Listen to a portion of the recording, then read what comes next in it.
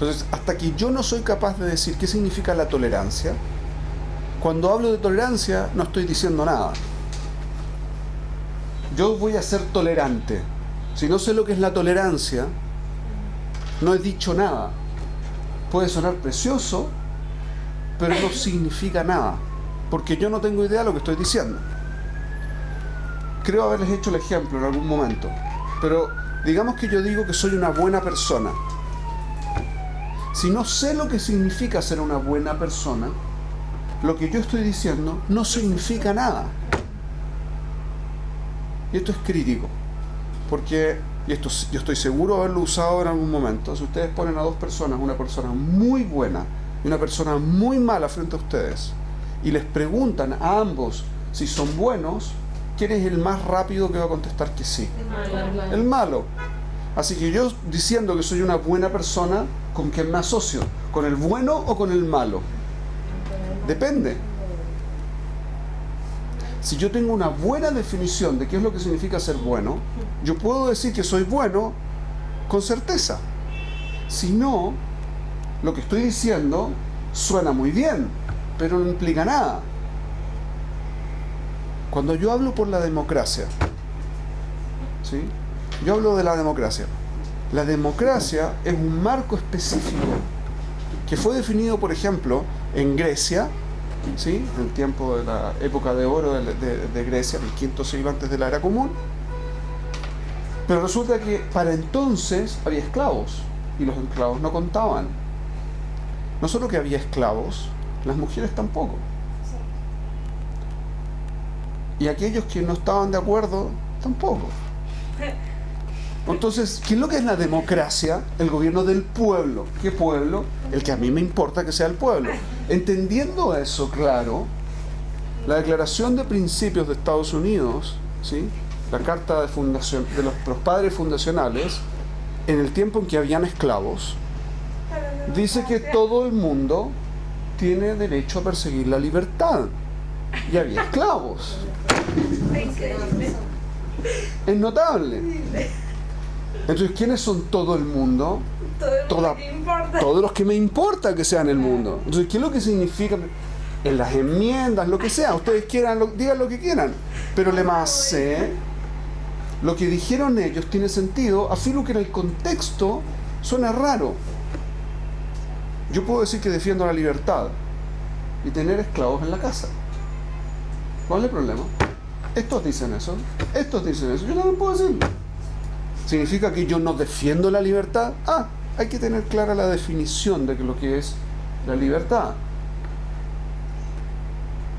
Es una obligación en Yahadut ser libre. Es 100% obligatorio. Tanto que es un castigo para una persona no ser libre. Y sin embargo, tenemos esclavos. El concepto de esclavo judío existe y el esclavo no judío también existe. ¿Eso significa que no defendemos la libertad? No necesariamente. Como vemos, puede haber esto y lo otro y funcionando bien, digamos. Cuando yo digo que defiendo la democracia, estoy diciendo que la gente que a mí me importa tiene derecho a voto. Y yo puedo definir qué es lo que significa eso. Puedo cambiar la fecha, la edad del electorado de forma tal que vaya más hacia el lado que a mí me gusta. Y eso pasa. Hace poco, en algún país de Latinoamérica cuyo nombre no quiero mencionar, eso sucedió, dafka, porque la gente joven es más idealista y no necesariamente consciente de lo que implica lo que están diciendo. Así que bajaron la edad de votación y consiguieron una mejora en la votación del electorado en particular que querían. Brasil nada se pasa. Ok, yo no voy a entrar en detalles. Eso significa que los que a mí me importan, pongámoslo en el contexto de la sociedad israelí. En la sociedad israelí leí hace poco, ayer o anteayer, leí un artículo escrito por uno de los defensores más grandes de los palestinos y de la destrucción de Israel en el mundo, de la pérdida de sentido de Israel, y etcétera. Escuché una declaración y leí sus declaraciones y artículos. tipo de apellido Pérez, judío obviamente, hijo de uno de los próceres de Israel, que decía lo mismo, interesante. O sea, yo puedo defender a Israel tratando de destruirlo, cosa que es una cosa muy extraña de decir, pero aparentemente así funciona. Pasó 3 veces. No es la primera vez que sucede tampoco. Y él dice que hay 5,5 millones de palestinos sometidos y que no tienen los mismos derechos que los judíos que viven acá.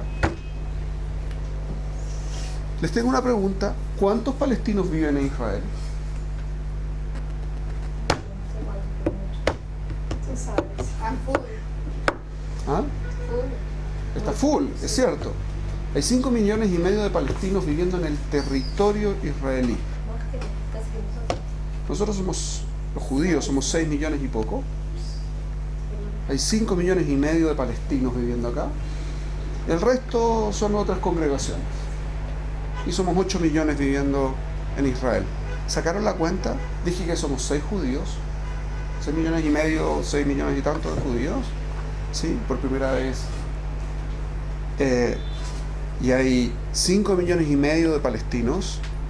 Y según el censo, somos 8 millones de habitantes. ¿Cómo se hace eso? 5 y 6, ¿cuánto es? 11. ¿Qué pasó con los otros 3?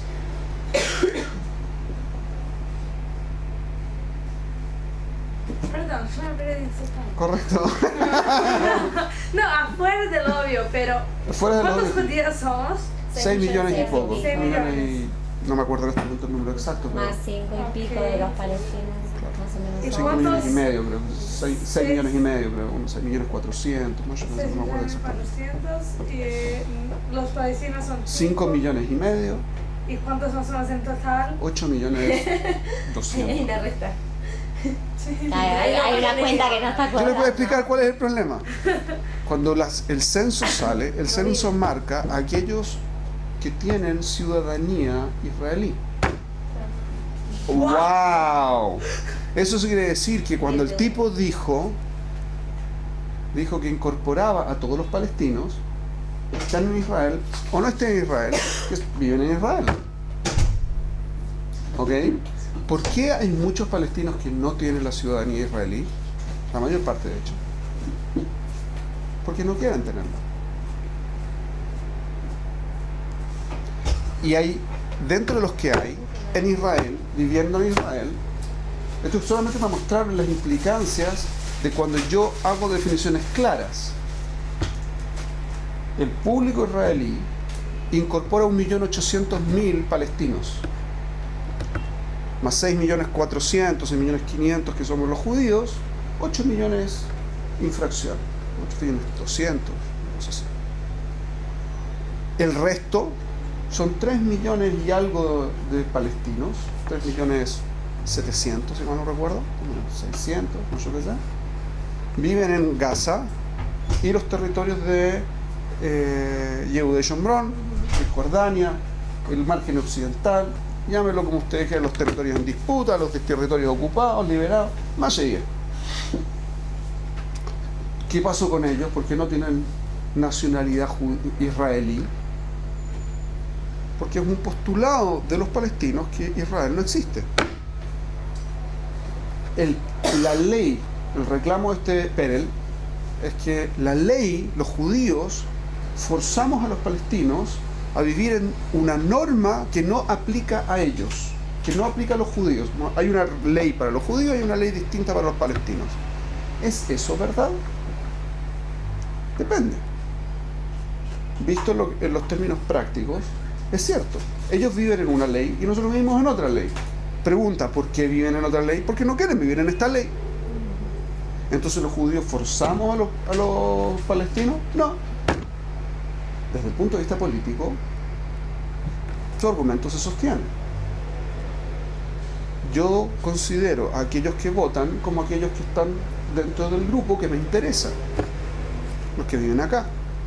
En su definición de quiénes son los que interesan, efectivamente nosotros estamos dejando afuera 3.700.000 palestinos.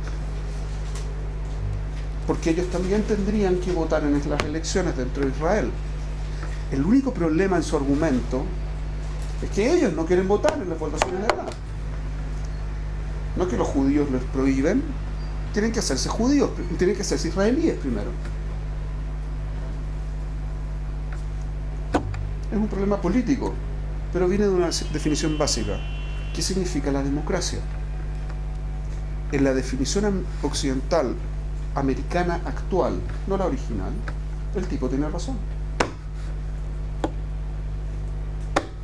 Eso lo hemos visto desde otros puntos de vista en otros momentos y en otras clases, digamos. Pero esto es muy importante que lo tengan claro. O sea, cuando yo hablo de un término, libertad, si yo uso la palabra, yo debo asumir que conozco la palabra. Y cuando yo escucho la palabra, tengo que letarguem, tengo que traducir lo que me están diciendo a algo que yo entiendo. Porque si no, lo que me dijeron es nada. No dijeron nada. Además, ¿desde qué lugar se habla de libertad? ¿Desde qué lugar estás tú para hablar de eso? ¿En qué posición estás? ¿Yo? No, a nivel de holísticamente, pues. Yo te puedo dar la definición de libertad básica que trae el Yahadut. Una persona es 100% responsable de quien es. Y eso incorpora lo que piensa, lo que siente, lo que hace y lo que implica. Eso es ser libre. Que yo defino quién soy. 100%. No defino mi entorno, no defino las cosas que me pasan, pero quién soy lo defino 100%. Y eso me hace libre. Eso es lo que dice el Yahadut. A mí me suena muy razonable esa definición. Súper razonable. Es linda, pero ¿cuántos de los que hablan de libertad están parados allí? Por eso digo, No mucha gente, pero de nuevo, eso depende de la definición. Según nosotros los judíos, se requieren 4 o quizás 5 cosas para poder alcanzar la libertad. Nunca he visto un tratado demasiado acucioso respecto de la libertad. Incluso el Eric Fromm, Miedo a la libertad, no sé si me... O sea, no estamos hablando de libertad en este momento. ¿Ok? Abkan. Esto es la corrección al shiur de la semana, de la última semana. ¿Ok? A continuación quiero que veamos el próximo concepto. El próximo concepto es la arij sfataim. ¿Sí? Be'arichat sfataim. Sfataim. Creo haber puesto...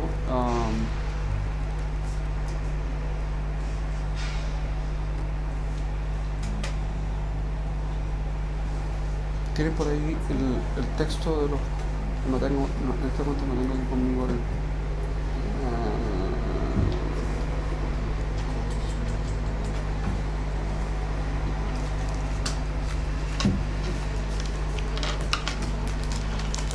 aquí lo tengo. Ok, el lashon aparece en la Mishnah.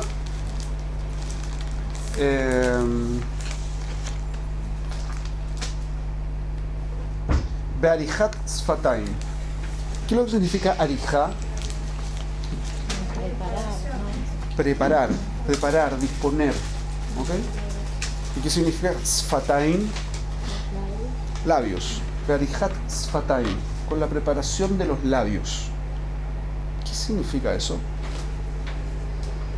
En términos prácticos, arichat sfataim significa que yo estoy preparado para decirlo. Y este es un concepto fundamental que es el que nos va a tomar, yo creo que más que esta clase, para poder terminar de explicarlo.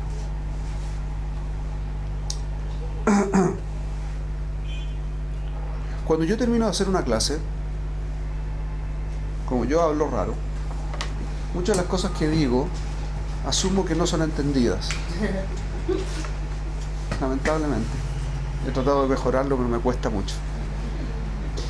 Espero entonces que durante el periodo de la clase ustedes reclamen. Esto no entendí. ¿Qué fue lo que dijiste? ¿Cómo pasó esto? Si ustedes no reclaman, yo tengo una ta'aná, yo tengo un reclamo. No tengo cómo saber qué es lo que no entendieron. Si escucharon o no escucharon, si están utilizando Shmiat HaOzen, escucha activa, si están pensando en lo que yo les dije, no están pensando en lo que yo les dije. Si tiene sentido lo que les dije, no tiene sentido lo que ya les dije. Y el problema básico es, como vimos recién en esta corrección al punto anterior, es que ustedes no pueden saber si saben algo hasta que no están preparadas para poder decirlo. ¿Me siguen? Hasta que ustedes no están en condiciones de explicar lo que yo digo, no saben lo que yo les dije. Y esto es una definición muy, muy potente. Fíjense lo siguiente. A veces alguien quiere hacer una pregunta. Aquí ha pasado, me imagino que les ha pasado en su historia de estudios, en su vida de estudios en algún momento. Quieren hacer una pregunta. Empiezan a hacer la pregunta y de repente paran. Y dicen, esta pregunta no va.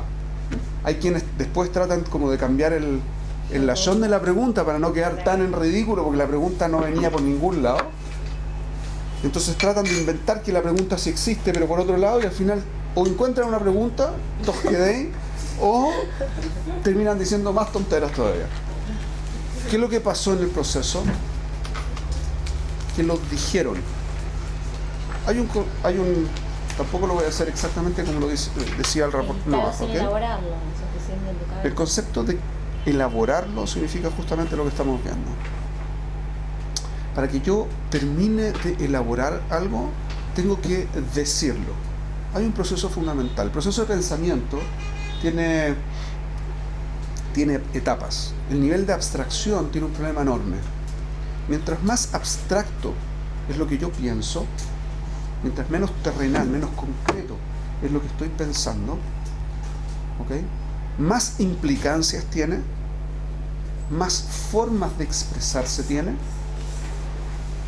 y más probable que yo no lo entienda, incluso lo que estoy pensando. ¿Les ha pasado que tratan de hacer una cita con alguien y dicen, juntémonos tal día? Y van a la agenda y ese día tienen 15 citas en la misma hora, imposible juntarse. ¿Les ha pasado algo así? ¿Por qué pasa eso? Porque en el abstracto la cita está perfecta.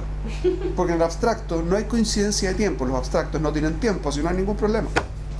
Cuando se vuelve problemático, cuando estoy obligado a concretar el abstracto en algo que es único y que sí tiene restricciones.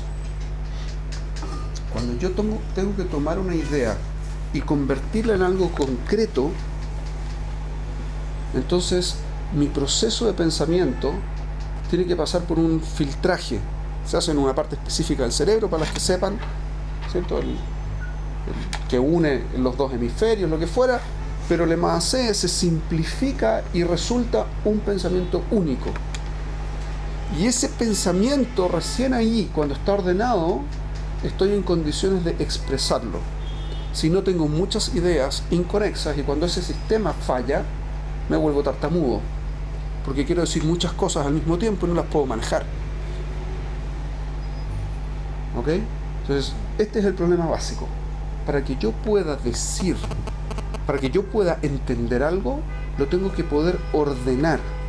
Hay muchas formas de ordenar un concepto, pero tengo que escoger una y expresarla para que la cosa se concrete. Este es el principio fundamental de Arihat Sfataim. Nosotros dijimos que tenemos que hacer siempre 3 preguntas. ¿Cuáles eran las 3 preguntas? No. Primero, ¿cuál es la primera? ¿Qué? La segunda, ¿para qué? Y la tercera, ¿cómo? Son 3 preguntas básicas. Siempre tienen que hacerlas. Hay un concepto nuevo. Primera pregunta tiene que ver con Shmiat Ozen. ¿Qué es esto que me están diciendo? ¿Ok? Si yo no sé lo que me están diciendo, no hice la pregunta de qué es, no puedo entender nada. Ahora, después de que ya sé lo que es, lo tengo que poner en un contexto. Y por lo tanto necesito el para qué. ¿Cómo enfoco este concepto? ¿Para qué me sirve? ¿A dónde me lleva? ¿Qué es lo que hace? Una vez que tengo el concepto intelectualmente muy razonado y muy claramente puesto en el contexto, entonces lo tengo que volver concreto. ¿Cómo? ¿Cómo hago que esta cosa me importe, tenga sentido, funcione, la aplique? Entonces ya entendemos un poquitito qué es lo que significa Barihat Sfataim, la preparación de los labios. Que yo tengo que tener la capacidad de traducir mi pensamiento, lo que yo entiendo intelectualmente abstracto, en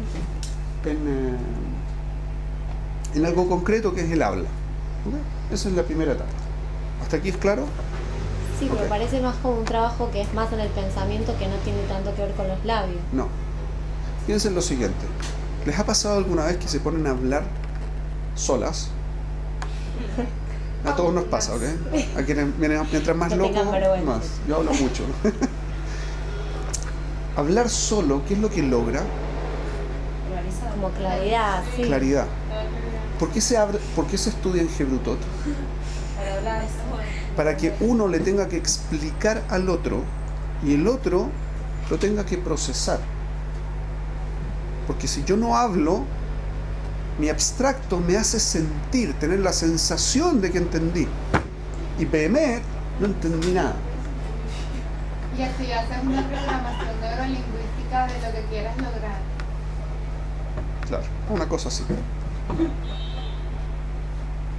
Tiene un par de años más que la programación neurolingüística, pero más o menos tiene que ver con eso. Tiene que ver con eso. Moderno. ¿Perdón? Gente que sabe algo y dice, no sé cómo explicártelo. Implica que no sabe. No entiende nada. No. No tiene Vamos. clara la idea para poder Bidiuk. explicar.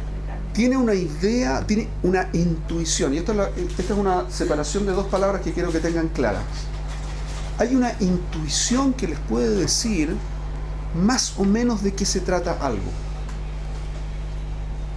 Es completamente distinto saber algo que tener una intuición sobre algo.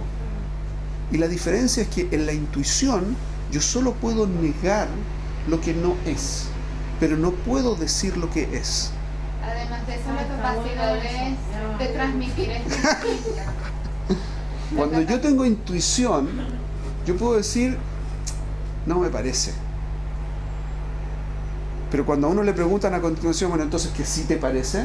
Uno queda ahí como, Pero no es esto. yo sé que esto no calza con esto otro. ¿Por qué no? No te lo puedo explicar. Es una intuición que puede ser aprendida, puede ser una cosa espiritual, puede tener montones de lógicas. Pero claramente no tengo claridad de eso. ¿No? Súper. Cuando yo sí sé algo, cuando me preguntan, y digo, obvio, tal. Esta es la respuesta. ¿Sí? ¿Qué es lo que significa? Pregunta en voz alta. ¿Qué significa Shmiat Haozen? La escucha activa. Escucha activa. Muy bien. ¿Qué significa la escucha activa? Entender el mensaje. Sí, recibir la información, entenderlo y llevarlo a la práctica. Ellas entendieron. Ahora ya saben. Este es el concepto básico. ¿Cómo se hace? Escucha activa. No tengo que estar pensando en otras cosas. Tengo que empatizar, ver qué es lo que me está diciendo, entender las palabras, procesar lo que me dice, pensar lo que yo opino en paralelo. ¿Sacaron Ver de que- esa clase? ¿Ah? ¿Sacaron de esa clase? Tengo idea. Sí. Ah. Yo no puedo anotar en contadoras porque yo no consigo hacer los dos al mismo tiempo. Entonces, me tengo que mirar. Y yo hablo complicado, así que peor todavía. Entonces, Azcaja, mi punto es que hasta que ustedes no pueden decir en palabras simples que ustedes entienden, no saben lo que están diciendo. Cuando yo hablo de libertad, ¿de qué estoy hablando? De todo eso Que mi libertad no afecte la libertad del otro. ¿Han escuchado esa? Sí. Pensemos 2 segundos en eso. Yo no Que la libertad mía no afecte la libertad de otro. ¿Definió qué es libertad? No. No existe ninguna definición que utilice la palabra que va a definir como parte de su contexto. Es ridículo. No se puede definir A con A. Eso para partir. El segundo problema es que tampoco define nada, porque el Lema'asé lo único que hace es definir una interacción entre dos libertades distintas, que no tienen por qué ser iguales. Yo puedo tener una libertad mucho más grande que la de ustedes, pero que no las afecte. Y ustedes serían libres y yo no estoy afectando a nadie. O yo no tener prácticamente ninguna libertad, por definición. Y ustedes tienen una tremenda libertad en comparación a mí, por definición. Y yo no puedo reclamar. Porque toda vez que es por definición, si yo trato de agrandar mi libertad, las estoy afectando a ustedes. Y si libertad es aquello que no afecta a la libertad de otros, estoy hecho. No puedo ser libre, Keilu, si aumento mi nivel de libertad. Cosa que suena muy extraña. ¿Najón? Así que, cuando la gente hable, piensen 2 segundos lo que está diciendo. Se van a dar cuenta que normalmente se pueden decir las mismas cosas con mucho menos palabras, muchas menos palabras, ridículamente menos palabras, y mucho mejor. Y eso lo que normalmente implica es que la persona que está diciendo no tiene idea de lo que está diciendo. Y entonces tiene que procesarlo en paralelo que está hablando, va procesando lo que les quiere decir de forma de convencerlas de decir algo que Ilu que está diciendo. Pero Beber no dice nada. Y por eso dice mucho sin decir nada. Eso habla de una eficiencia del pensamiento y del lenguaje. Perdón, de nuevo. Habla de una eficiencia del pensamiento y del lenguaje, porque estás economizando, entonces gastando Cuando lo energía. entiendes, lo puedes decir simple, rápido y bien, y claro, y nadie discute. ¿Cuál es la definición de la palabra verdad? Dígame qué es lo que es verdad. La palabra, ¿qué significa verdad? No sé, pero es absoluta. ¿Cómo sabes que es absoluta? ¿Tienes una característica de algo sin saber lo que es? No podría explicártelo. Besser, tienes una intuición. Besser. Ok. Es algo que no cambia. Algo que es así. Un segundo. Me están dando características de cosas y no me han dicho qué es. Pensemos lo que vamos a decir 2 segundos. ¿Qué es la palabra verdad? ¿Qué significa la palabra verdad? Shmiata Osen, primero. ¿Qué palabras? No hay otras palabras para que la... Ya me conozco. Relacionen con palabras. Partamos por lo base. ¿Con qué palabras ustedes relacionan la palabra verdad? Doctora. Conocimiento, medible y observable. No necesariamente. No significa Es un observable. hecho, tiene que ver con hechos. ¿Ok? Tiene que ver con hechos. No, en español. Ah, ok. Peor. Algo real que no cambia. Es algo real, Pero lo conoces. vamos a decir, que tiene que ver con hechos, vamos a decir. Absolutos. ¿En qué sentido absoluto? Es una característica. No es tan fácil, porque ella está hablando de los hechos, no de la cosa, no de la palabra. ¿Sí? ¿En qué sentido los hechos son absolutos? Sí. No sé si la palabra que siempre es lo mismo, ¿sí? O sea, de otra forma. Yo voy a decirlo distinto. Es observable. Es decir, que todo el mundo puede concordar en que es así, de masa. Por lo tanto, tiene una característica que ustedes deben reconocer en forma automática. Es consistente. ¿Sí? La verdad no puede ser inconsistente, porque es verdad. No puede ser verdad y no verdad al mismo tiempo. Así que tiene que ser consistente. ¿Estamos de acuerdo? No, pero si es consistente, ¿Qué significa es eso? medible, ¿no? Tiene que ver con hechos. Es empírica. ¿Por qué es empírica? Porque es observable. Todo lo que es observable es medible y es empírico. ¿Todo lo que es observable es medible? Es una terminología muy ¿Qué es lo que científica. que- No, pero ni Déjame de a Algo poco, no paso a paso. consistente, pero si estamos, acabas de decir que Un segundo. es verdad, Hemos dicho que estamos de acuerdo en que tiene que ser consistente, Sí. que tiene que ver con hechos, ¿sí?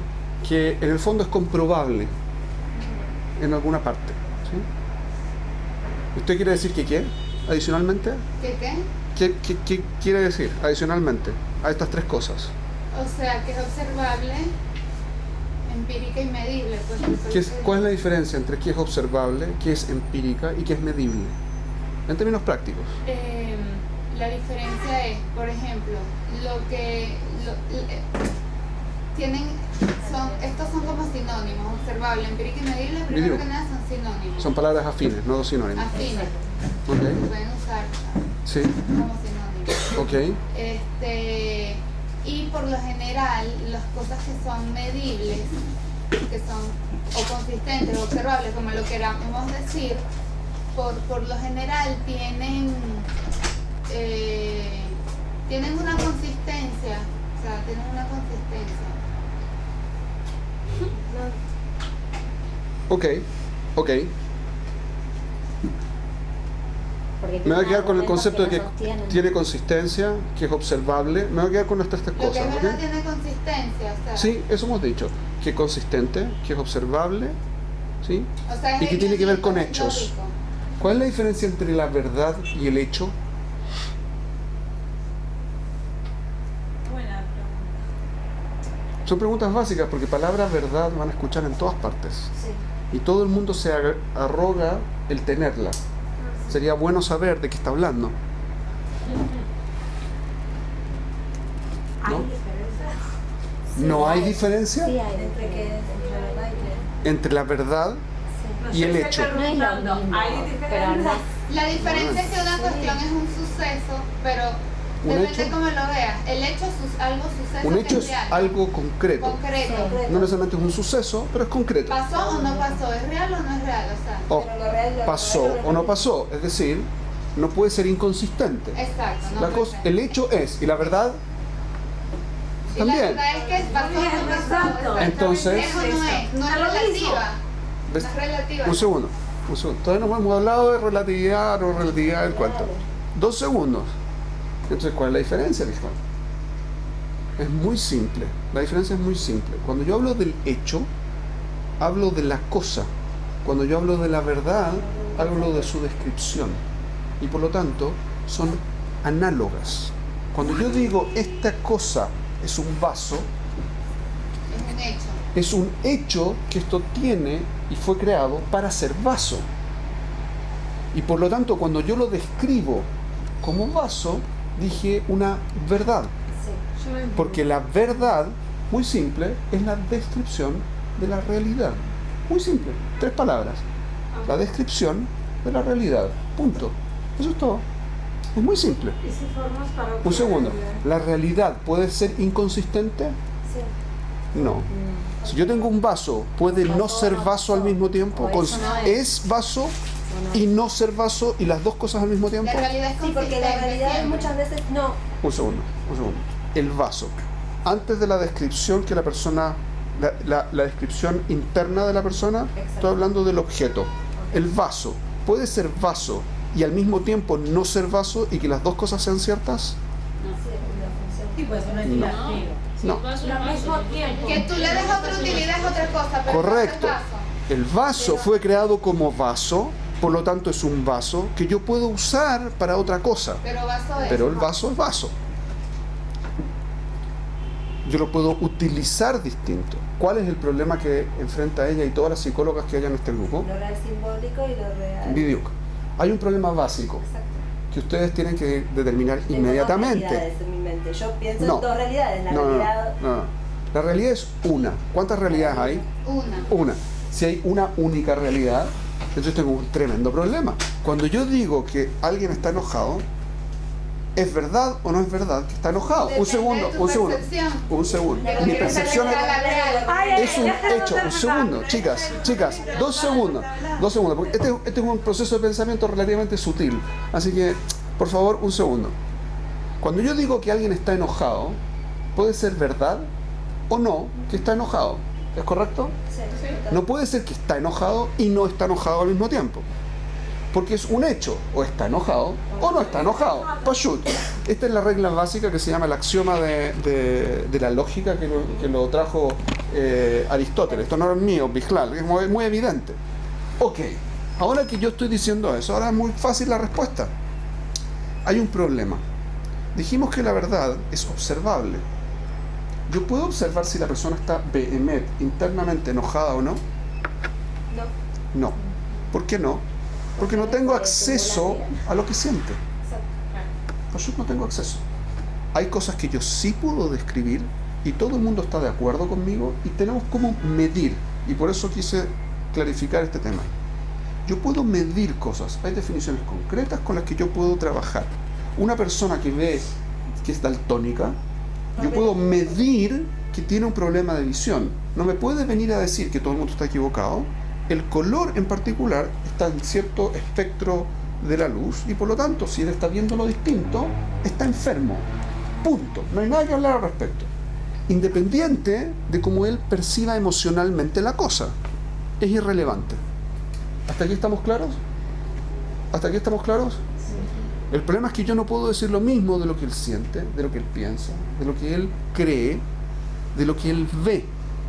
Porque lo que ve, Es relativo. no, está en su mente. Y su mente, a su mente, yo no tengo acceso. Pues lo que dije, todo va a depender de la percepción del otro. La verdad no depende de la No. percepción del otro. La verdad No. es intangible. Entonces, un que el segundo. otro perciba distinto. Entonces podemos hacer una definición mucho más simple que todas estas cosas raras que usa la psicología. Yo puedo decir una separación mucho más fácil.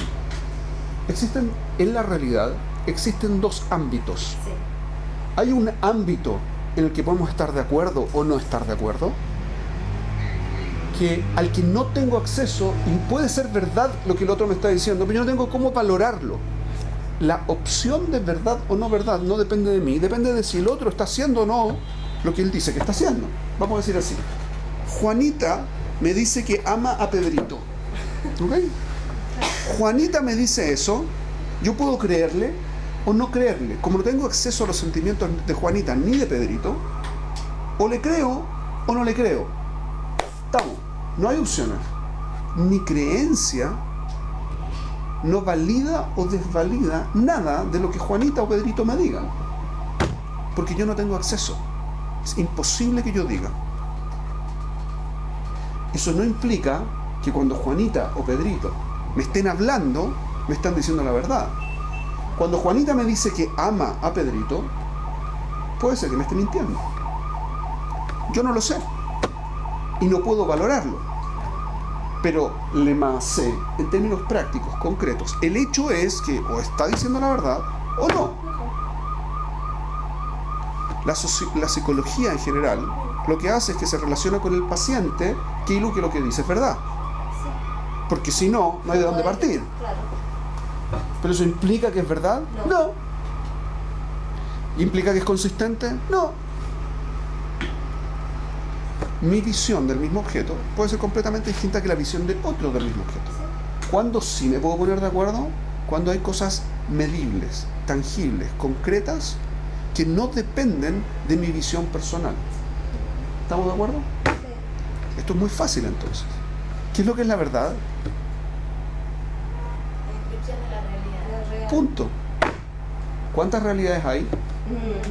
Dos. Dos. Una accesible y una no accesible, pero el más C es una única.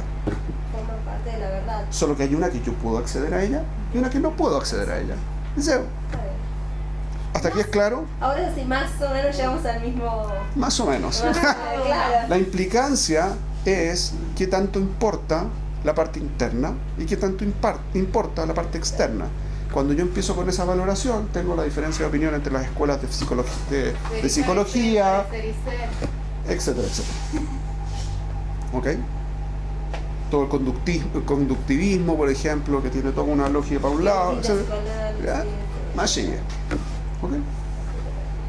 ¿Simple? Es mucho más simple. Ahora pueden describir el mundo mucho más fácil ustedes. Y pueden saber cuando Juanito está diciendo la verdad, si está diciendo la verdad o no. O si sabe si lo está diciendo. Me tocó escuchar a un político, no de Chile, de otro país de Latinoamérica, hablando durante 5 minutos, literalmente, sin haber dicho nada. Pero nada, lo que dijo fue absolutamente vacío. Hay una canción de Serrat, para que la conozcan. Entre los políticos y yo hay algo personal. No sé si la escucharon alguna vez. Es muy buena. Que vamos a poner. Por favor, búsquela. ¿De quién? Entre los políticos, entre esos tipos y yo hay algo personal. Creo que así se llama la canción. Joan Manuel Serrat. Muy buena. ¿Pero de quién es? Joan Manuel Serrat. No es la época de ella lo que pasó. Ok, sigamos entonces. Uy, se me apagó este. Pero yo tenía una pregunta, una cosa que decís en el medio. De hecho, también se me pasó la hora. ¿Sí? Decís en el medio que dices una cosa que es verdad, todos están de acuerdo contigo que esta cosa es la verdad, pero no siempre todos están de acuerdo con una cosa, tipo, no siempre todos... Piensa un segundo. Ok. Para ordenártelo en la cabeza. Sí. Dale, ahora sí. Pero no siempre todos están creyendo en una cosa que es la verdad. Oh, Por ejemplo, todos creen que la Tierra era cuadrada. oh, Que la mayoría cree algo no quiere decir que sea verdad. correcto. Sí, estoy de acuerdo. ¿Qué es lo que es la realidad? ¿Qué es lo que es la verdad? Que la expresión de la verdad. realidad. ¿Y qué es lo que es qué es lo que dijimos? ¿Qué es lo que es la verdad? La descripción de la realidad. Tengo que procesar de nuevo. La descripción, lo que se dice que es, cuando yo describo lo que es. Sí. Ok. Toda la gente se pone de acuerdo en que las cosas se caen hacia arriba. ¿Eso hace que sea una descripción correcta, que las cosas se caen hacia arriba? No.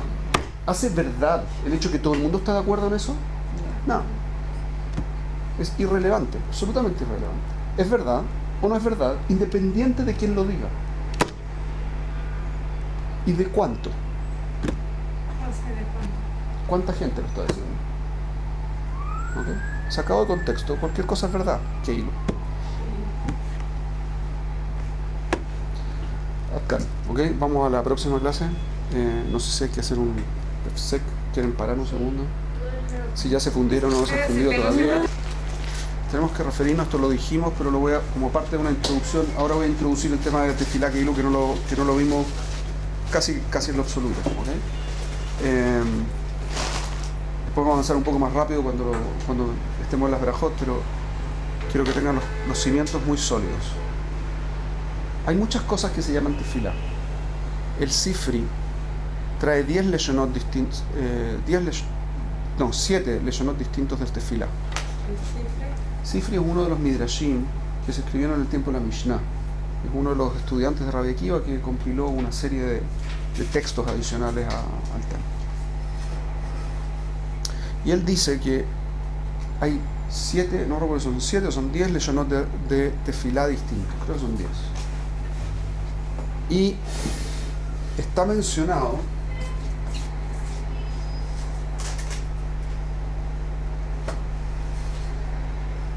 ¿tienen ustedes de Barim? Aquí un sefer de Barim.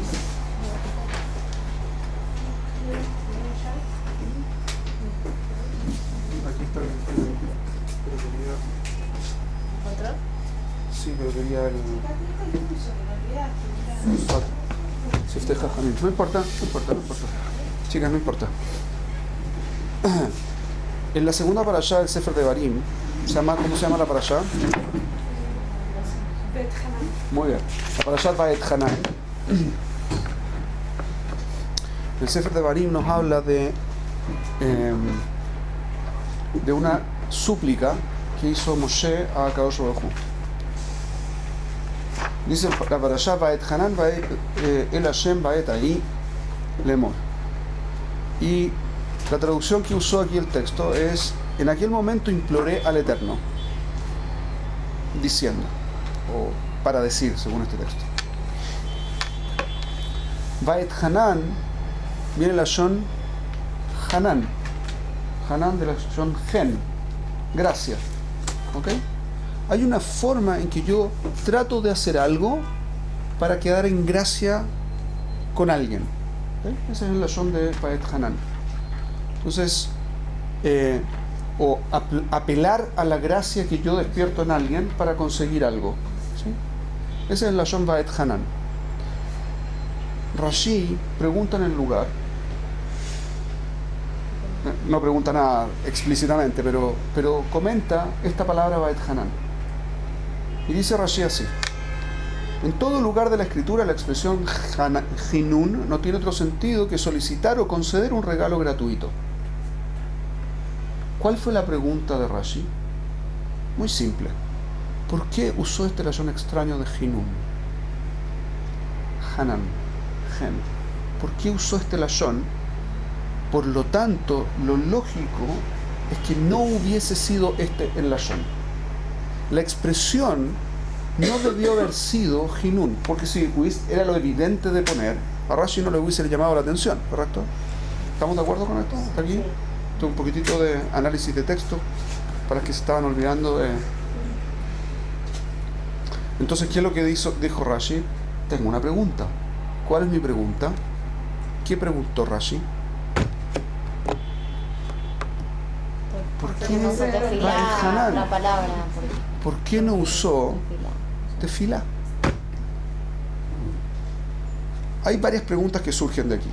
Rashi contesta de dos formas.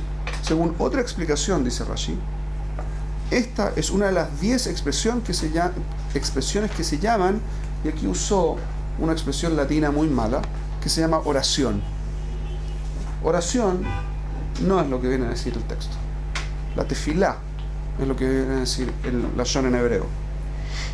Davar ajer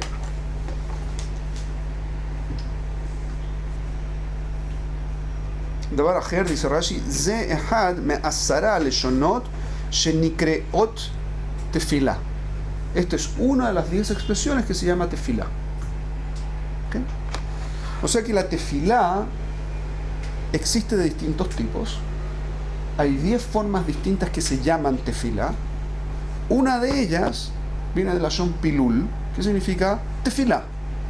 O sea, dentro de la tefilá existen 10 formas distintas. Una es lo que behemet se llama tefilá. Hay 9 otras cosas. Hay imploraciones, hay reclamos, peticiones, hay montones de cosas. Una de las formas concretas en las que se puede hacer tefilá se llama hacer tefilá. Eso quiere decir, el Siftei Jajamim trae la pregunta de Rashi y dice, lo que le molestó a Rashi es que debió haber usado la palabra tefilá. ¿Por qué usó esta palabra, Hinun, Ba'et Hanan, cuando la palabra correcta de haber usado es tefilá? Ba'it palalti, Ba'et ahí, el Hashem, Ba'et ahí, lemon. Eso debió haber dicho el pasuk. Hay un supuesto base que está en la pregunta. ¿Okay? Hasta aquí dije lo siguiente. ¿Okay? Voy a hacer una síntesis de lo que acabo de decir, solo para que esté claro. El solo hecho que la palabra sea Ba'et Hanan despierta una pregunta. ¿Por qué usa esta expresión que es extraña cuando lo más razonable hubiese sido que usase la palabra tefilá? ¿Okay? Esa es la pregunta de Rashi. Vamos un paso más en profundidad. ¿Por qué hubiese sido lo razonable que usase tefilá? Rashi contesta eso en su primera respuesta. Rashi dice así: Hinun no tiene otro sentido que solicitar o conceder un regalo gratuito. Esto implica que aunque los justos podrían hacer sus peticiones a Dios dependieran de sus buenas obras, no solicitan nada del santo bendito es, excepto como una dádiva, un regalo gratuito. ¿Okay? ¿Qué fue lo que dijo Rashi respecto de eso? Como yo no utilizó ese sehut para... No utilizó su sehut. Esta es una forma muy simple de leer lo que dijo Rashi. No utilizó su sehut. ¿Por qué hubiese utilizado Moshe su sehut? Si hubiese usado su sehut, ¿qué hubiese pasado? Era como una especie de decisión. No.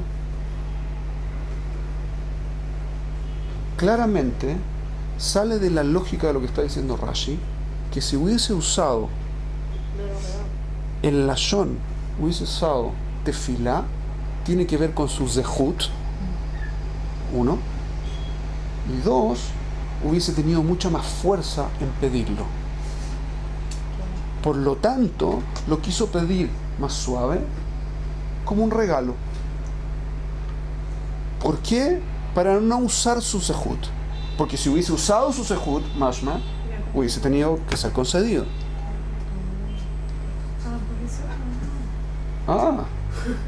Está muy bueno esto. ¿Qué dice esto? Que acá del cuerpo lo manda a parar para que se le dé Mas una vez tenía que ter poseído. Claro. Pero que quer La pregunta es dizer- mucho peor, ¿no? Esa pregunta es mucho peor, la vamos a presentar en un segundo. Esto lo hemos hablado, ¿verdad? Sí, lo hemos hablado, pero no lo hicimos No me en había quedado profundidad. muy claro, me parece hasta ahora. Ok. Entonces, ¿cuál es la pregunta de Rashi?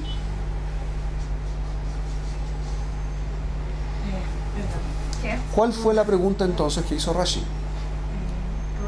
¿Por qué לא Najón.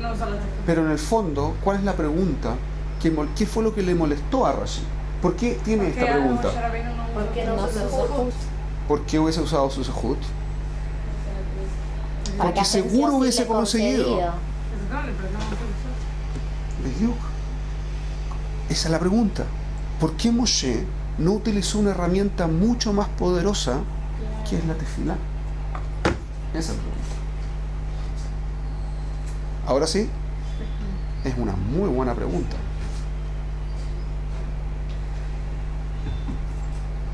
O sea que es mucho mejor que pedir gratis algo, es mucho más poderoso pedir haciendo tefilá.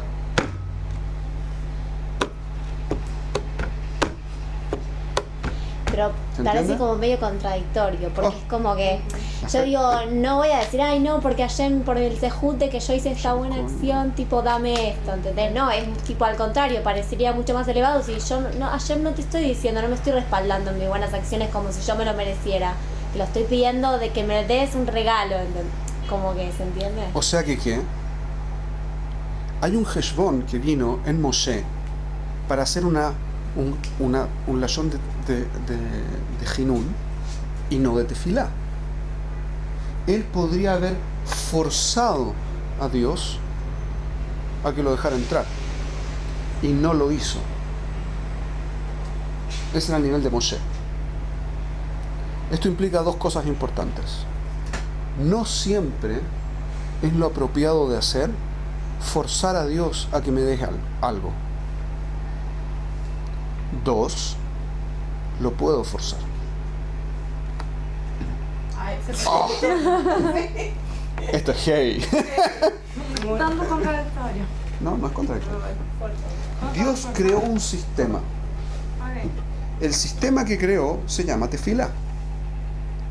En el lashon nuestro, Sí. la tefilá es algo tan poderoso que a filo que Dios no quería darle a Moshe que entrara a la tierra, lo hubiese podido forzar. Heavy. No se puede forzar Eso es a heavy. Hashem a hacer una ¿Y cosa. cómo uno sabe Porque- si no es Moshe porque Rabbeinu Hashem- para saber hasta cuándo? Les voy a dar un ejemplo. Haná. Para el Haná. ¿Sí? ¿Qué hizo Haná? Hizo una tefilá. ¿Cuál fue la tefilá de Haná? ¿La estudiaron alguna vez? Ok, ¿qué fue la Sí, que tefilá de Haná? parecía como que si estuviera borracha. porque No, no, no. Eso fue lo que vio Elías Cohen y eso es otro cuento. ¿Y qué fue lo que pidió? ¿Cómo pidió? Porque Después no dijo tengo que si este le daba el- cuerpo, es como es tu deber darme la manera de utilizarlo, ¿no? Eso no fue la tefilá de Haná. Que iba a darle su hijo Le a dijo a Shem Hashem acá. que- Tipo acá. Tampoco fue su tefilá. ¿A qué se refiere? La tefilá de Haná fue así. Dios, tengo un reclamo. Tú me diste órganos del cuerpo para que yo, según, esta no es el reclamo. Me diste órganos que no están en función. No están funcionando. Pero eso, hay muchas que no tienen eso. ¿Quién dice que yo voy a tener? Pero tú hiciste un sistema con el que yo te puedo forzar a que me des hijos. Solo que no es tan naim. Yo puedo ir y encerrarme con algún tipo por ahí y hacer que mi esposo tenga celos de mí. Y entonces me ponga en la subida de la mujer sota. Y yo me vuelvo a encerrar con el tipo sin hacer absolutamente nada. Yo no hago nada. Y yo no voy a confesar. Y ahora el tipo, mi marido, me va a tener que llevar al templo. Y voy a tener que pasar por todo un procedimiento que incorpora borrar tu nombre. Como consecuencia de eso, yo voy a tomar unas aguas y como no voy a haber hecho nada, no me va a pasar nada. Pero como consecuencia de haber tomado eso, dado que no hice nada, me vas a tener que bendecir con hijos. Porque si tú no me bendices con hijos, tu Torah queda en entredicho. Y eso no puede pasar. Eso no puede pasar. Entonces, yo tengo un problema. Yo te puedo forzar a que lo hagas. Pero Behemet no quiero. Porque se va a borrar tu nombre. Hasu Shalom. No me hagas pasar por eso. Ahora, yo te prometo que lo que quiero es Leshem Shamayim. Tanto que mi hijo no lo quiero para mí, lo quiero para que sea para ti. Así que se lo voy a dar al Cohen.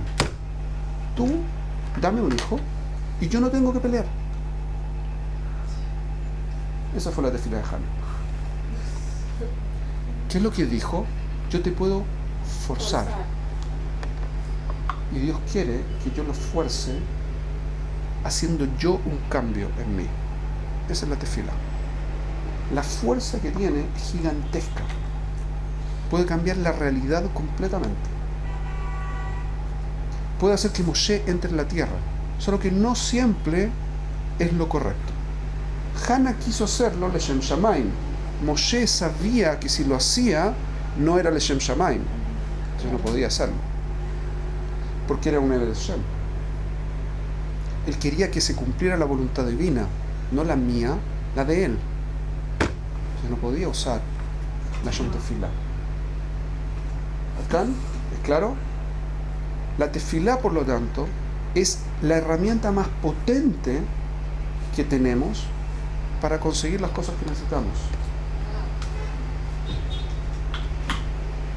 Pero hay que entender qué significa hacer Tefilá. Porque si yo no sé lo que es hacer Tefilá, la primera pregunta, ¿cuáles son las 3 preguntas? ¿Qué? ¿Para qué y cómo? Eso es lo que tenemos que contestar ahora. ¿Qué es Tefilá?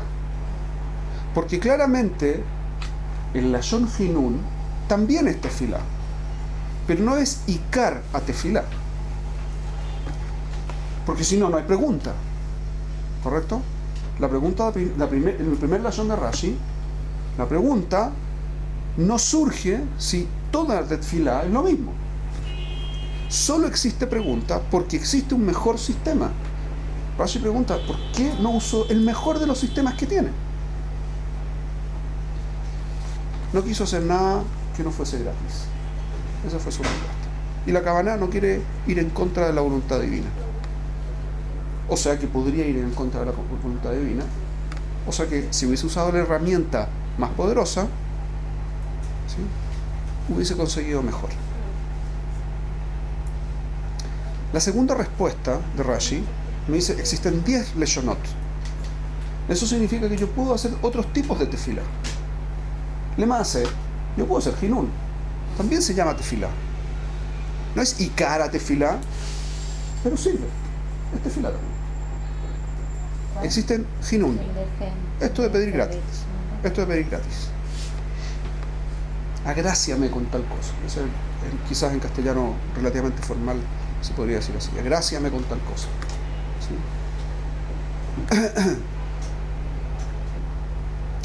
Existen otras formas. Cuando yo estoy en un momento de angustia, la mitzvah es hacer una tza'aka. Es una imploración, una petición angustiosa desde mi angustia. Hablar con Dios y pedirle. Eso también es una tefila. ¿Ah? Tza'aka. Son tza'aka.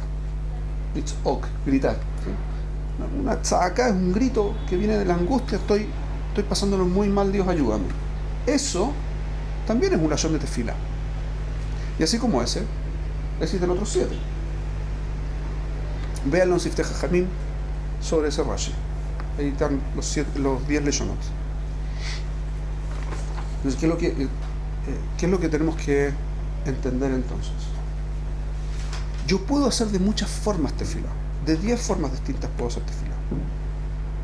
Muy probablemente, no lo sé, espero que no, pero muy probablemente lo que han venido haciendo hasta aquí es uno de esos 10 tipos, Dafka tefila no. Y lo que vamos a tratar de hacer ahora es tefilá. Mi cabana es que cuando terminemos esto, al final del próximo periodo, cuando termine las clases por ahí, por, no sé, julio me imagino que será, junio, voy a tratar de que hagamos un día tefilá. Mamash tefilá. Y nos vamos a tomar no solo esta hora, probablemente las 2 horas de clases para poder hacer una tefilá, porque se requiere mucho tiempo para procesar lo que uno está haciendo. ¿Okay? Hacer tefilá, en serio tefilá, toma tiempo. Toma mucho tiempo. El Rambam, como parte de la halajá que él pasak, dijo que una persona que viene del camino, viene de un viaje, no puede hacer tefilá, está patur de hacer tefilá durante varios días, hasta que Yishuv da'ato, hasta que se asiente su mente, Una persona que está ¿qué? que vino de viaje, ¿sí? Un viajante, turista, no está forzado a hacer tefilá, porque su mente no está concentrada. ¿Quién dijo eso? El Rambam dijo tefilá al principio, la bajada al principio. ¿Por qué dijo eso? Porque para hacer tefilá necesito estar merukaz, completamente merukaz, concentrado, 100% concentrado en la tefilá. ¿Okay? ¿Qué es lo que vamos a hacer ahora? Vamos a tratar de desarmar qué es lo que significa la tefilá, de dónde vino la tefilá, cómo está construida la tefilá, cómo funciona la tefilá. Y vamos a poder contestar un montón de preguntas que en general se preguntan respecto de tefilá y que normalmente se contestan un poco más por encima de lo que vamos a ver acá. Entonces vamos a partir por lo siguiente. A partir de eso vamos a hacer un análisis y les voy a mostrar un mecanismo de análisis en la tefilá de cada brajá y brajá, y se van a dar cuenta que las palabras que están usando tienen sentido en esta lógica mucho más que en cualquier otra lógica que hayan escuchado. Eso es mi propósito. ¿Ok? Las cajas. Primero que nada, la tefilá como tefilá siempre existió. ¿Perdón? ¿Qué pasó? ¿Pero dijo algo? No. Ok.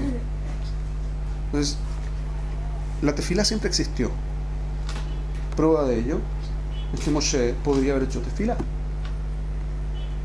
¿Ok? ¿Ok? Podría haber hecho, incluso Moshe podría haber hecho. Siempre pasa lo mismo. La tercera la vencida. Pongan un cartel afuera que diga ¿Qué no pasa un seguido? que no pasen. No entra. Top. Siempre existió. Sí.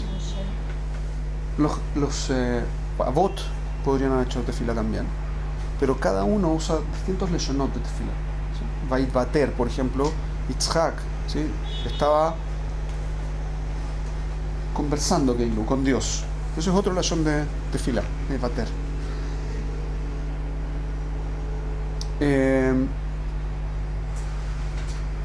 Claramente, el lashon de la tefilá fue instituido por Anshe HaKnesset HaGedolah.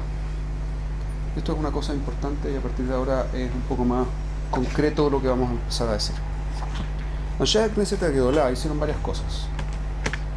Para esto me voy a basar en un texto de Rabbi Kaplan, parcialmente, en una Gemara, en Kiddushin y en otro lado, pero además esto es lo que dice por encima. Jajamim de Anshe HaKnesset HaGedolah, de los hombres de la Gran Asamblea, fueron los que reconstruyeron.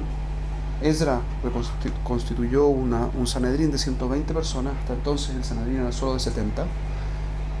Se llamó Anshe HaKnesset HaGedolah porque hicieron una modificación en la forma en que la gente se podía referir a Dios. Hasta entonces, hasta la destrucción del primer templo, la gente utilizaba los únicos 3 adjetivos que podemos aplicar a Dios: Agadol, Agibor, Ganorá. Los podemos usar porque Moshe los usó. ¿Okay?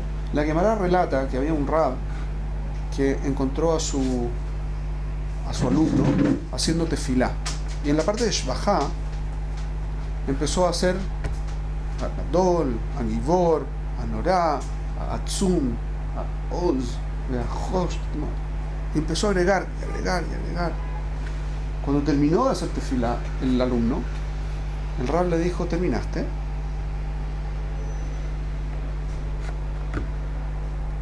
Y el alumno se desconcertó, le dijo, lo único que podemos decir son Agadol, Agibor, Menorá, y eso solo porque lo trajo Moshe en la Torá. Porque si no, todo lo que no digo es un insulto. Digamos que yo le digo, voy a donde Obama, y le digo, Obama, presidente de Estados Unidos, le digo, uy, ¿cuánta plata tienes? En vez de decirle presidente, en vez de decirle, no sé, cuánto poder, o sea, digamos que solo le digo cuánto poder que tienes, y no cuánto respeto, y no cuánto dinero, y no, toda cosa que yo no menciono de aquello que tiene, es decir que lo más importante es solo esto y el resto es que lo me llané. Eso es una agresión. Y cuando estamos hablando de Dios, Kol Sheken. Y como no puedo dejar de, como no hay nada que sea suficiente de decir respecto de Dios, mientras más hable, menos consigo. Entonces, ¿por qué sí puedo decir Agadol, Agibor, Menorá? Porque aparece en la Torá. Punto. No puedo decir más cosas porque podría decir todo el tiempo, estar toda mi vida hablando y no bastaría. Y sería un insulto. Como decimos en Nishmat Kol Chai, hilo allá, ¿cómo dice?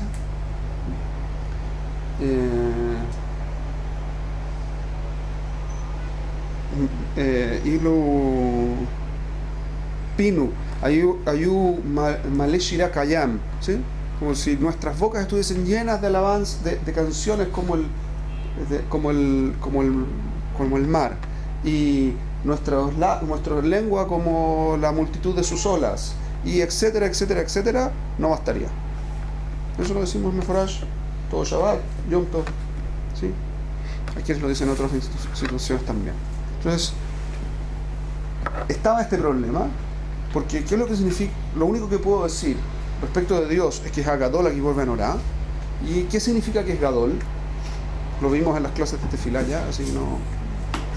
¿Qué significa que es Gadol? Le Maaseh lo llamamos Makom. Makom significa el lugar. ¿Y el lugar de qué? Es el lugar del universo. El universo está incorporado, está dentro, que Ilu, que viajó dentro de Dios. O sea que Dios es más grande que todo el universo junto. No solo que el planeta, no más grande que yo, no más grande que el planeta, es más grande que el universo entero.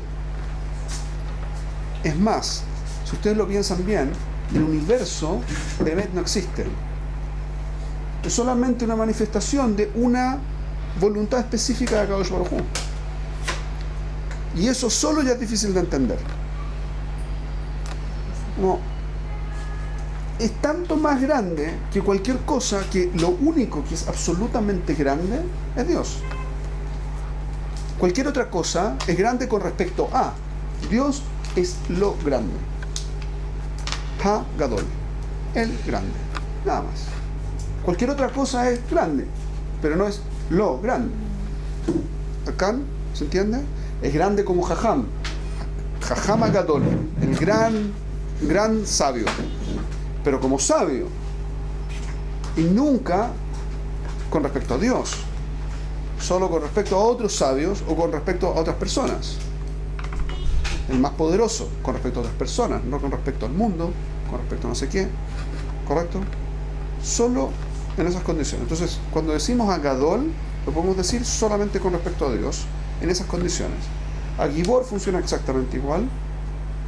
Gadol significa que está manifiesto, como más grande que cualquier cosa. Gibor, que tiene todo el poder del mundo. Todo el poder está definido por Dios. Así que no carece de ningún tipo de poder. En esas condiciones se entiende dos problemas. En términos absolutos, si Dios es tan grande, ¿por qué está destruida su casa? Es tan grande y no está manifiesto. Y si es lo más grande, es evidente que tendría que estar manifiesto. Lo más grande tiene que ser manifiesto. Y no es manifiesto. Entonces no es tan grande. Entonces Agadol, los últimos profetas lo borraron. Hagibor no tiene toda la fuerza. Lemase, a su pueblo lo expulsaron de la tierra y lo hicieron pedazos, vamos a decirlo bonito. Pero no pedazos. porque nosotros no lo veamos manifiesto no es grande. Lo más grande es manifiesto en Astam. ¿Es grande el universo? Sí. ¿Cómo sé que es grande el universo? Porque es manifiesto.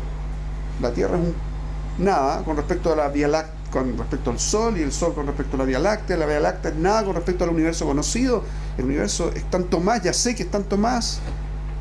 Entonces, ¿qué soy? Nada, más nada. ¿Grande? Sí. ¿Cómo sé que es tan grande? Porque es manifiesto, lo veo, puedo saber que es más grande. ¿Cómo veo a Dios? No lo veo. No veo que es tan grande. Y por lo tanto no es manifiesto. Si no es manifiesto, tan grande no parece ser. No puedo decir Hagadol. Eso dijeron los primeros profetas. Los profetas. Después, cuando se destruyó y se mandó al exilio a Amisrael no tuvo la fuerza que provenía de su conexión con Akadosh Baruj Hu para vencer a los pueblos. O sea que tanta fuerza, si es infinito su poder, ningún pueblo pudo haberlo conquistado a Amisrael. Y sin embargo lo conquistaron. Y lo diseminaron por las naciones, y una parte importante se perdió. Entonces no es tan poderoso. No parece ser tan poderoso. Entonces borraron a Gibor. Y solo quedó Anorá. Era impresionante.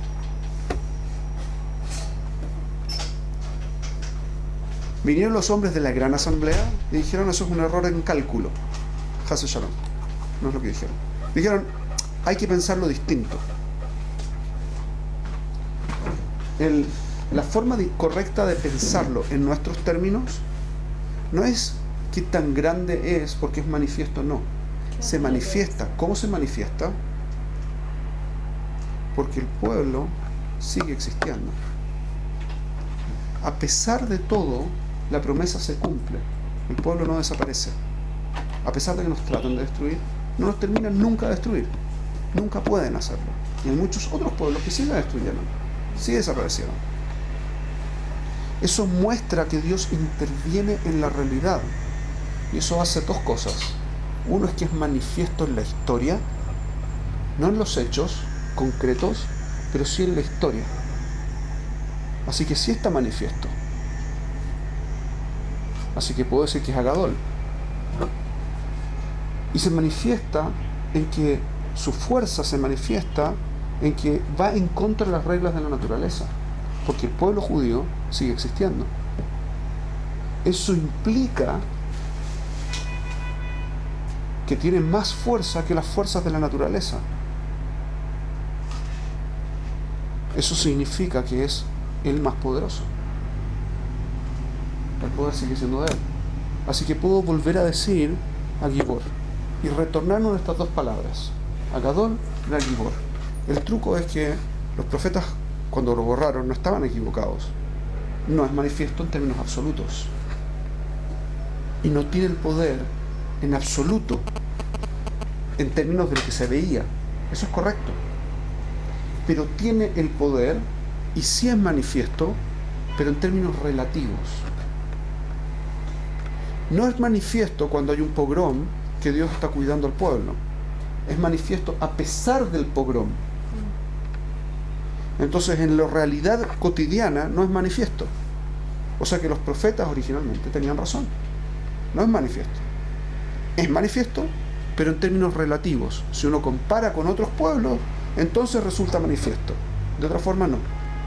Pero sería ¿Se entiende? como caer en decir, bueno, entonces cuando le pasan cosas malas al pueblo de Yehudí, Hasbe Shalom, Hashem no interviene. No, justo lo contrario de lo que estoy diciendo.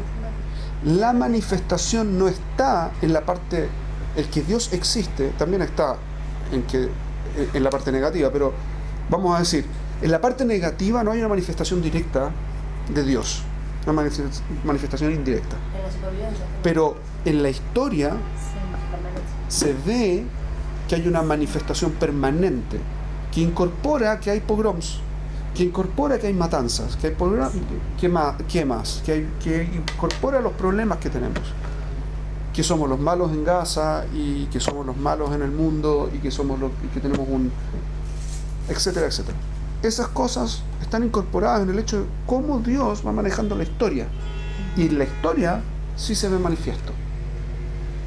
Entonces, en términos absolutos, en mi realidad cotidiana, ¿qué es lo que no se ve? Yo puedo decir, Dios no está. ¿Qué Dios se escondió? No está. Se escondió y no está no es lo mismo. ¿Okay? Se escondió, está, pero no se ve. No está, es que no está. Yo puedo decir cualquiera de las dos cosas. O se escondió o no está, porque no es evidente. Pero cuando yo veo la historia en el largo plazo, me doy cuenta que sí es evidente. Tema aparte, para los que hemos estado en el siglo de historia, quizás un poquitito más claro. Entonces, pudieron reconstituir esto, y por eso se llamaron los Anshe Knesset Agedolah. Ellos hicieron varias takanot. Ellos hicieron montones de takanot. Por ejemplo, Muktzeh viene de los Anshe Knesset Agedolah. ¿Okay? Anshe Knesset Agedolah no solamente son el Sanedrín específico de Ezra Sofer, sino es ese Sanedrín y que se mantuvo hasta la época de Shimon HaTzadik. Después de Shimon HaTzadik era un Sanedrín de 70. Ese primer periodo se llama el Anshe Knesset Agedolah, todo ese periodo de grandes profetas que incorporó en su fundación a los últimos 5 profetas.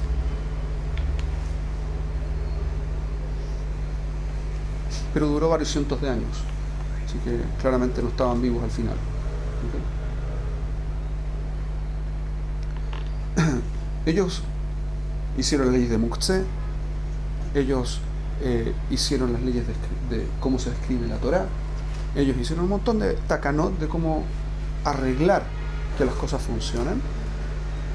Pero una de las cosas que hicieron también fue cerrar la Kabbalah, cerrar el Tanaj, canonizarlo, hacer la tefilá. ¿Okay? Y tenemos que entender por qué y cuál es la relación de todo eso con la tefilá. Tefilá significa, tefilá de la Lashon Pilul, como aparece en el Sifri. Pilul significa, la Lashon Palal. Palal significa juzgar. Juzgar, hacer un juicio. Como lishpot, ¿sí? Como hacer un juicio en términos modernos también. Lo busqué en Google para que vean, Pilul no aparece. ¿Okay? Pilul no aparece en Google Translate. Pueden incorporarlo si quieren. Bueno, significa juzgar. Lehit palel, que es el lashon completo de la palabra tefilá. Lehit palel. ¿Quiénes están en Ulpan aquí? ¿Todas están en Ulpan? Sí. Lehit palel viene el lashon. Es un lashon que se llama en castellano reflexivo. Y eso significa que la acción se aplica sobre el que la ejecuta. Por lo tanto, lehit palel, si palal significa juzgar, lehit palel significa autojuzgarse, o juzgarse si quieren. Eso significa hacer tefilá. No es hacer una oración, es autojuzgarse. Para autojuzgarse, yo necesito parámetros concretos. Necesito tener claridad de quién soy, cómo soy, para dónde voy, qué es lo que hago, cómo se hace, etcétera, etcétera. Porque si no, no puedo hacer un juicio. ¿Correcto? Sí. No es una reflexión, es mucho más una idbonenut. Introspección, sí. tiene algo más que una introspección, es un juicio que incorpora un grado más, que es un grado más de seriedad, es que hay un reconocimiento y hay una consecuencia. La introspección detecta en mí algo, pero no necesariamente genera una acción al respecto. ¿Puedo decir algo que me pasa juicio en la sí. práctica? O sea, al tener todos estos conceptos hace un tiempo que ya los escuché acá, como que me pasa ahora que estoy haciendo tefilá y me desconcentro porque empiezo a pensar en, tipo como en, ¿entendés? Entiendo perfecto, entiendo perfecto. El punto es, y eso es lo que vamos a tratar de ver, por eso vamos a tener que... previo y después... Hay que... Cuando Jajamim escribieron la Mishnah la escribieron de forma tal, como estamos viendo la Mishnah en Avot, ¿sí? La Beraitá en Avot. Fue escrita con la intención de que las palabras concretas, si uno las estudia, se da cuenta de lo que quisieron decir. Lo mismo sucede con el lashon de la tefilá. ¿Por qué? Porque está escrita de forma tal que se alcance aquello que ellos quieren que se alcance. ¿Qué es lo que quieren que se alcance? Aquello que se iba a perder. ¿Qué es lo que se iba a perder? La Kabbalah, la profecía. Se cerró la profecía en el tiempo de los Anshe Knesset Agedolá. ¿Por qué se cerró la profecía? El Midrash en la Gemara dice así: Anshe Knesset Agedolá vieron que era muy difícil, la gente ya no podía contra la idolatría. ¿Ok? Entonces se juntaron, ayunaron varios días, hicieron tefilot, Hanenú, hicieron Jinún, durante varios días estuvieron en este proceso hasta que salió un león, y el lashon, un gur arie, un pequeño arie, un cachorro de león, salió del Kodesh HaKodashim y le hicieron shejitá. Mataron a este gur arie de fuego que salió del Kodesh HaKodashim. Lo mataron. Y con eso se destruyó el Yetzer Hará de la idolatría. Con eso también se acabó la profecía. ¿Ve? A continuación dijeron, este es un etratzón, este es un buen momento para hacer tefilá, aparentemente. Nos resultó matar a este, tratemos de matar al otro. ¿Cuál es el otro? Yetzer Hará de las relaciones incestuosas, las relaciones prohibidas. ¿Ok? Se pusieron a hacer tefilá, ayuno, pero el Midrash cuenta que cayó un petek mina shamayim y le dijeron, tengan cuidado, vean primero lo que va a pasar. Entonces vieron, efectivamente se suspendió el Yetzer Hará de las relaciones incestuosas, y vieron que al día siguiente el mundo estaba más frío. Las gallinas no ponían huevos, no había hombres que se quisieran relacionar con mujeres ni mujeres con hombres, y dijeron, el mundo no puede subsistir así, no hay kium del mundo, no hay permanencia para el mundo, así que pidieron que se recuperara el Yetzer Hará de las relaciones incestuosas. Hasta aquí el Midrash en la Gemara. Aparecen dos partes en la Gemara, Kedoshim y en Ta'anit. El Midrash es un Midrash extrañísimo. Hay mucho que entender en qué es lo que significa el Midrash. Extrañísimo. Vamos a partir por cosas básicas. ¿Qué es lo que pasa? ¿Cuál es la diferencia entre el primero y el segundo? En el primer caso pidieron y lo mataron. Lo mataron, no hay más. O sea que hoy no existe la idolatría. Se acabó la idolatría. No hay más idolatría. Mejor. Hay. Vayan a India. Hay. ¿Ah? No necesita ir a India.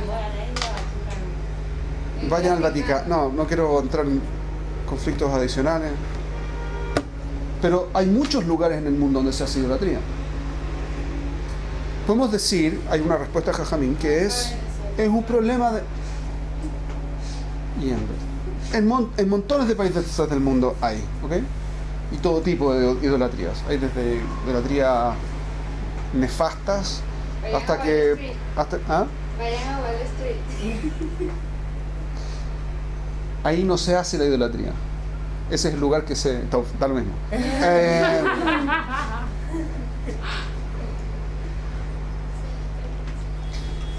Hay distintos tipos de terutzim para esta Gemara. Uno es, de Maaseh, si se murió, ya no existe el Yetzer Hara de Oraita. Existe un Yetzer Hara, pero de Rabanán. Cosa que es una cosa muy extraña, porque es como que Rabanán, que destruyeron el Yetzer Hara de la idolatría ya no existe, esencialmente ya no existe. De Oraita, o Minadín, significa que esencialmente, en términos de realidad, la realidad no incorpora la idolatría. La idolatría ya no es parte del Heshbon. Pero existe idolatría. Esta idolatría son costumbres que se adquirieron con los años, la gente estaba acostumbrada a hacer este tipo de ritos, pero Behemet, esto no es idolatría. Eso es un terutz, lo he escuchado en parte de Rabanim. Pregunté esta pregunta que estoy haciéndoles a ustedes, la pregunté a un par de Rabanim que se dedican al tema. Y esta fue la primera respuesta que recibí. A lo que pregunté, le Maaseh, vudú no es solo una costumbre. Intenta hacer algo práctico y utiliza, obviamente, temas de Tumá. Así que claramente es una idolatría de Oraita y funciona. Funciona. Sí. ¿Está malo? Sí, funciona. Bueno. Y si funciona, vamos a suponer, vamos a dejarlo en... Vamos a suponer que funciona, entonces existe, en la realidad existe. Si existe, entonces tengo un problema. No lo mataron. ¿No lo ¿Qué pasó? No mataron a la idolatría. Segunda respuesta que escuché, no. Eso era solamente para la gente con la que nosotros nos relacionamos. Solo en el Eretz Israel lo mataron. Mi hijita dice, ¿de dónde sacaron eso? Es extraño. Como respuesta también es una respuesta extraña. Porque le Maaseh, los judíos vivíamos en todas partes. Vivimos en todas partes. Ya en la época del de la destrucción del primer templo, vivíamos en muchos lados. Había asentamientos en la zona de la península arábiga, había asentamientos en el sur de Egipto, había asentamientos en todo Babel, Persia y Babilonia, etcétera, etcétera. Había los primeros asentamientos en Europa, en España. ¿De dónde sale esto que no había idolatría? Hay. Y si lo mataron para todos los judíos.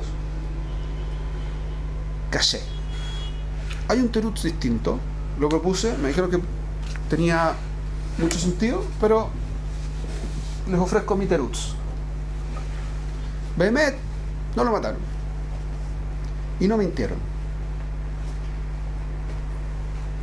Behemet no mataron al Yetzer Hara de la idolatría, pero lo hicieron de tal forma que no mataron y por lo tanto no mintieron.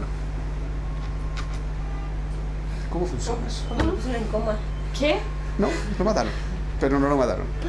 ¿Qué significa? Significa lo siguiente. ¿Qué significa el Yetzer Hara de la idolatría?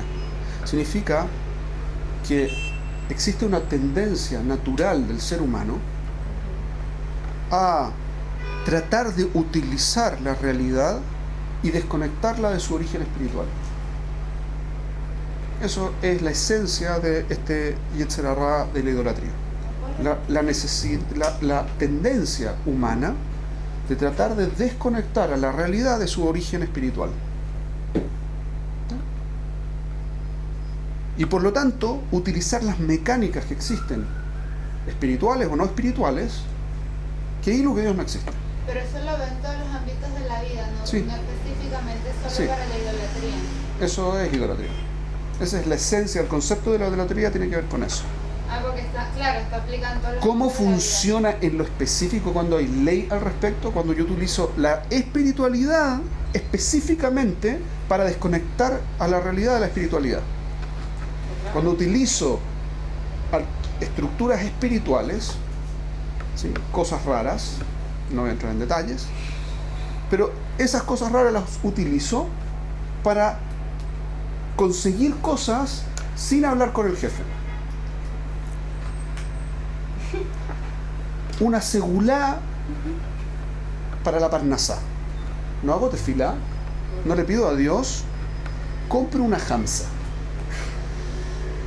Y la hamsa tiene el poder, voy a suponer, de traerme buena parnasá. La superstición es igual a hechicería.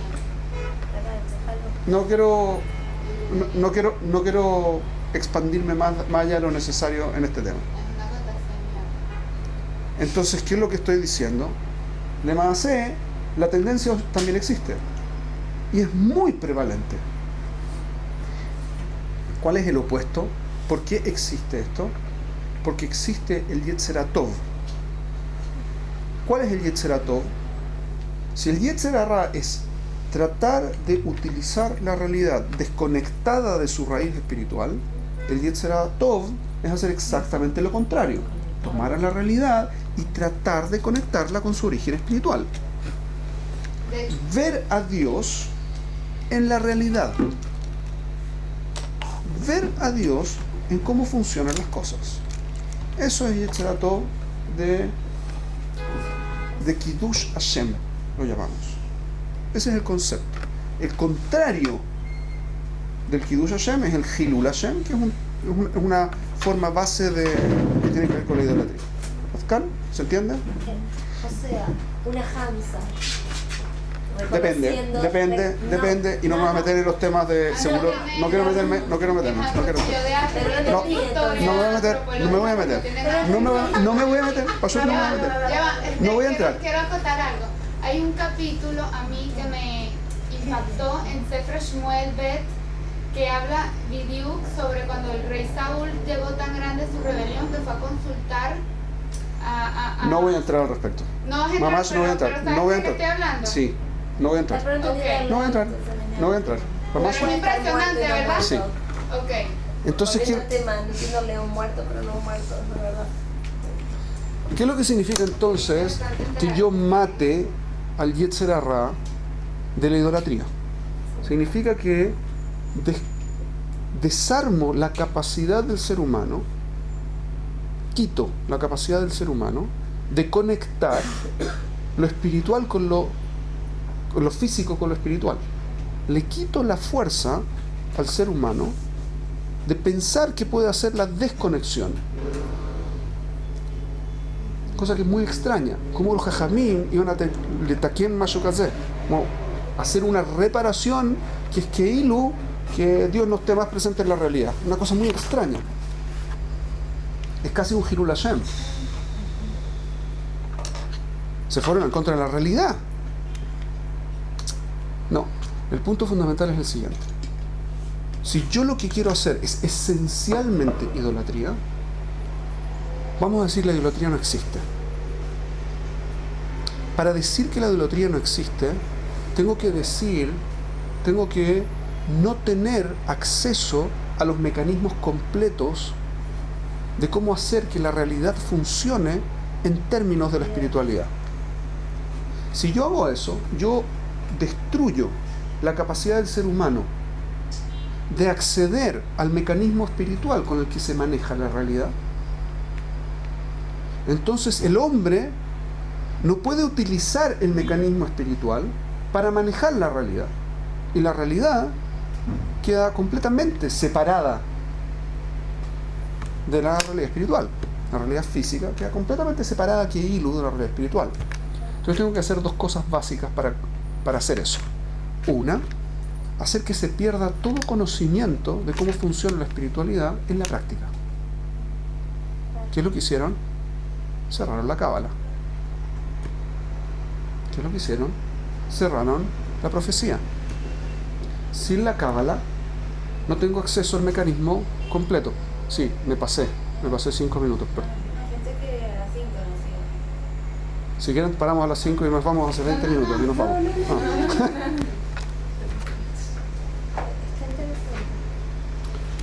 Si destruyo la cábala, destruyo la estructura con la que el hombre puede hacer mal uso de los mecanismos espirituales en la realidad. El problema es que al mismo tiempo desconecto la realidad física de la espiritualidad. Entonces, ¿qué es lo que tengo que hacer? Tengo que hacer alguna tacaná para... No, limitarlo, que no todo el mundo puede acceder o sea, porque uno puede hacer mal uso de esas cosas. Correcto. Por eso lo limitaron, pero lo que vos tenés que hacer para conectar. Vamos a suponer que lo que yo quiero hacer es que no exista la posibilidad de que el ser humano utilice la realidad espiritual para manejar la realidad física. Entonces, lo que yo tengo que hacer es eliminar la realidad espiritual, hacer que se pierda completamente la realidad espiritual que maneja el plano físico. El resto no. ¿Qué es lo que hicieron? Cerraron la Kabbalah. ¿Qué es lo que hace? Exactamente eso. La Kabbalah permite que por mecanismos espirituales se maneje la realidad física. Eso es lo que se llama la Kabbalah práctica. Y se cerró. Una de las takanot que hicieron es cerrar la Kabbalah. Tiene varias consecuencias hacer eso. Una es que se desconecta la realidad física de la espiritual. Entonces yo tengo que poder reconocer a partir de ahora la realidad espiritual en las cosas físicas con las que yo me relaciono día a día.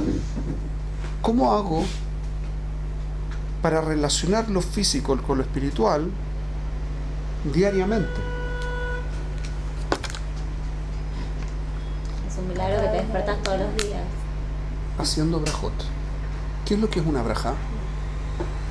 Reconocer la base espiritual de la cosa que está pasando, de la cosa que tengo. Boré feri aetz. ¿Qué significa? Que crea el fruto del árbol. Reconocer que él hoy está generando el fruto del árbol. O sea, yo me hago consciente, producto de eso, me hago consciente de la realidad espiritual que está detrás de la manzana que me estoy comiendo. Claro, es natural, es forzada porque Es forzada, porque lo desconecté. Necesito la braja. ¿Quién tiquen? Todas las brajot, excepto dos.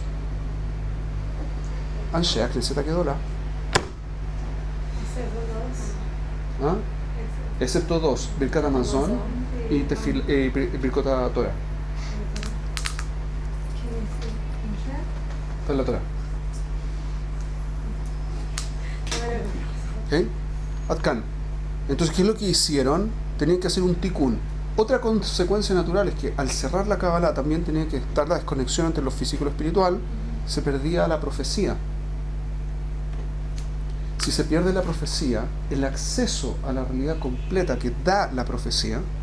Ustedes están estudiando los 13 principios con alguien, ¿no? ¿No los estudiaron? Bueno, hay un principio que es el principio de la profecía, que existe la profecía, que es el sexto principio. Si no recuerdo. El primero y el segundo grupo. ¿Sí? Sexto principio. Existen los profetas, existe la profecía. Y el Rambam explica explícitamente ahí qué es lo que significa que hay profecía. Que la persona accede a un conocimiento que no podría acceder de otra forma. Y tiene acceso a la realidad como funciona. Entonces, ¿qué es lo que tendría que hacer? Para tener la desconexión, la profecía no puede existir tampoco. Porque la profecía me da acceso a cosas que reconectan, cuando se pierde la profecía y muestra que hay conexión. Se tiene que perder la profecía y también perder la profecía. El problema es que cuando yo tengo esa pérdida, el nivel de perfección de lo que escriba ya no va a ser tan bueno. Así que lo que sea que venga va a venir con una distorsión respecto de la versión más pura y perfecta de la realidad, del absoluto de la verdad. Así que tengo que cerrar los textos y cerrar los textos. Como consecuencia natural de evitar la idolatría, cerraron la profecía, hicieron la tacaná de las brajot, hicieron la tacaná de la Kabbalah. Y con estas cosas, en el fondo, se perdió. Si se perdió la opción, en términos prácticos, mataron el ímpetu de la gente, porque la gente ya no tiene acceso a eso. Así que no lo mataron porque mataron al león, porque hicieron takanot que consiguen lo mismo, lo mataron. Así que no mintieron. Lo que dice la Gemara, el Midrash que dice la Gemara, es correcto, 100% correcto. ¿Qué es lo que significa un arié? ¿Qué es lo que es la característica del arié? No. El arié, nosotros tenemos la braja. Me estoy pasando demasiado, así que sigamos la próxima semana. Compensamos. No, pero ¿Ok? terminar la idea. No, la próxima semana, porque si no vamos a terminar, no vamos a terminar nada. Me lo dijo, pero era